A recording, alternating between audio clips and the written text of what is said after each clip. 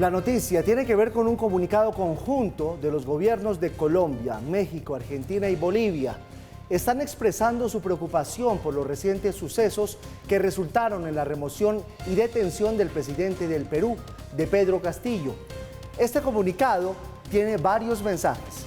En el segundo párrafo de este comunicado dice lo siguiente, y lo vamos a analizar aquí en Red Más Noticias. Dice: para el mundo no es una novedad que el presidente Castillo, desde el día de su elección, fue víctima de un antidemocrático hostigamiento, violatorio del artículo 23 de la Convención Americana sobre Derechos Humanos, del Pacto de Costa Rica, aprobada el 22 de noviembre de 1969, para luego ser objeto de un tratamiento judicial, de la misma manera violatorio del artículo 25 de esa convención.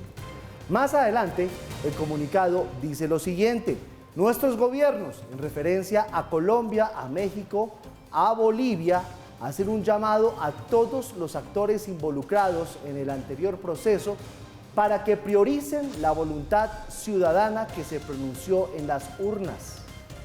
Para que prioricen la voluntad ciudadana que se pronunció en las urnas. Ahí va el primer mensaje. Es la manera de interpretar los alcances y sentidos de la noción democrática recogida en el Sistema Interamericano de Derechos Humanos.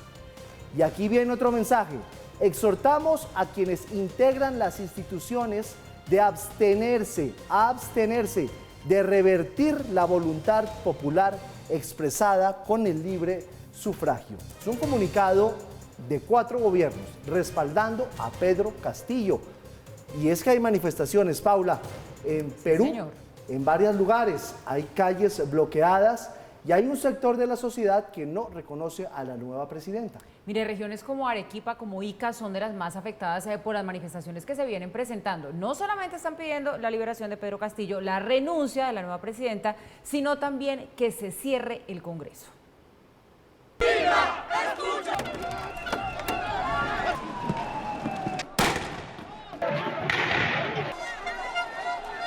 Perú afronta horas críticas en medio de intensas protestas tras la destitución de Pedro Castillo.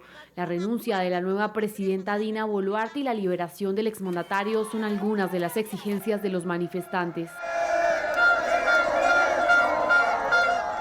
Primero, la libertad de nuestro presidente Pedro Castillo Terrones. Segundo, que se cierre el Congreso, que se cierre ese Congreso putrefacto, corrupto, que se convoque a Asamblea Constituyente.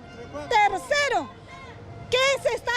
que el Estado de Perú se declare en emergencia. Y es que ni la promesa de la nueva mandataria de realizar elecciones anticipadas ha logrado calmar la tensión. La propuesta implica recortar en 2 años su mandato, así como presentar una ley de reforma del sistema político que permita a los peruanos tener un sistema de gobierno más eficiente, transparente y participativo. He decidido asumir la iniciativa para lograr un acuerdo con el Congreso de la República para adelantar las elecciones generales para el mes de abril del 2024.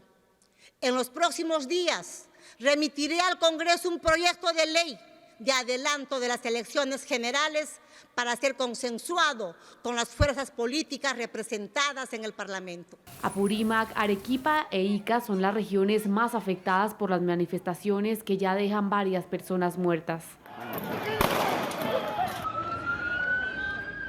Anuncio la declaratoria del estado de emergencia en las zonas de alta conflictividad social.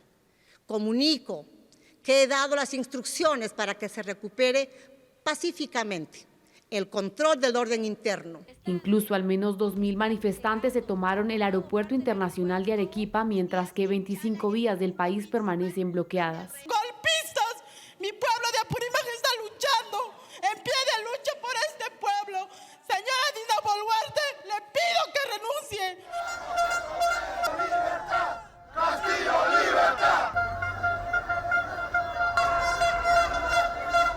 Entre tanto, durante la madrugada el Congreso aprobó una resolución que autoriza levantar la inmunidad de Castillo, abriendo así el camino para que la Fiscalía amplíe la detención preventiva sin necesidad de realizar un juicio político. A través de su cuenta de Twitter, Castillo publicó una carta en la que llamó usurpadora a Dina Boluarte y pidió al pueblo peruano no acceder a realizar nuevas elecciones. Exigió además su libertad y señaló que se encuentra incomunicado, maltratado y secuestrado en su centro de detención.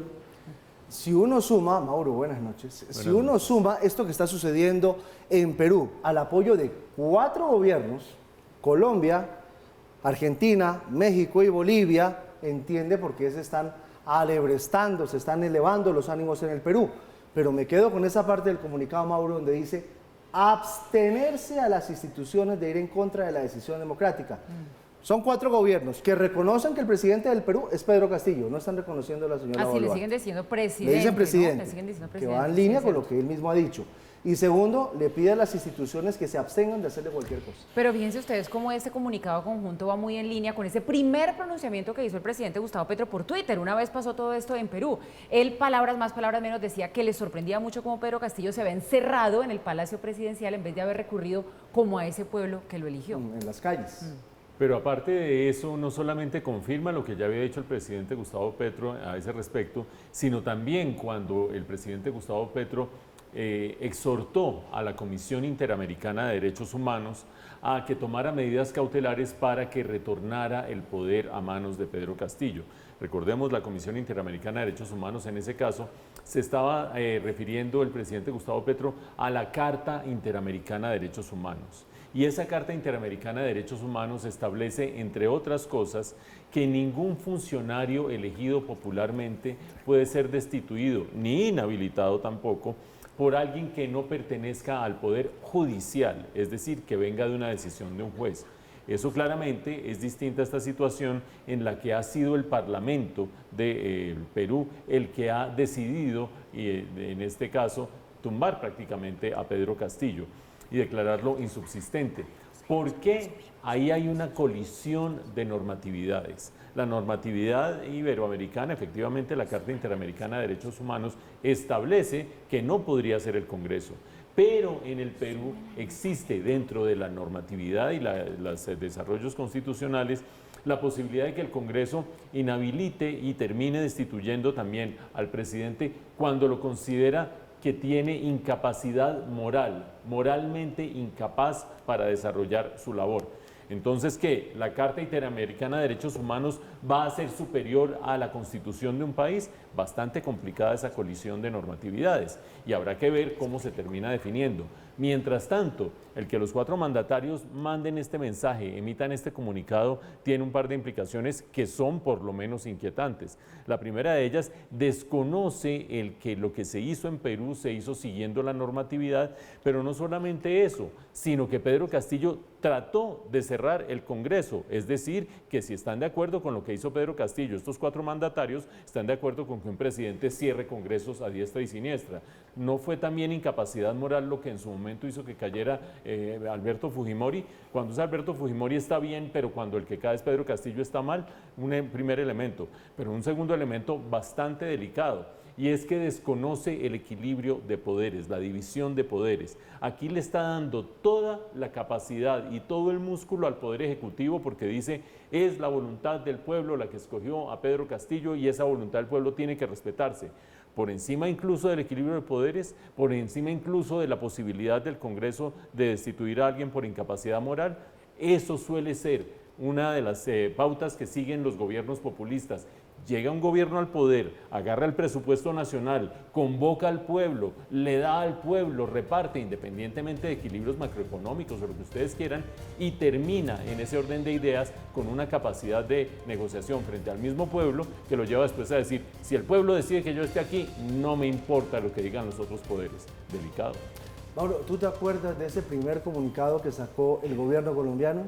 Sí, señor. ¿Cómo dista ese primer comunicado de este segundo comunicado y la postura del presidente Petro? Sí, señor. Ese primer comunicado que aquí lo estábamos discutiendo en su momento, hablaba de una invitación a que hablaran entre las partes. De allí a acá ha corrido mucha agua debajo del puente y ese primer comunicado no lo firmaba la Presidencia de la República. Era un comunicado como de Cancillería, como de la Cancillería, y no decía mayor cosa. Se nota que como que no le consultaron al presidente. Este sí es un comunicado hecho o por lo menos avalado por la presidencia. Exactamente.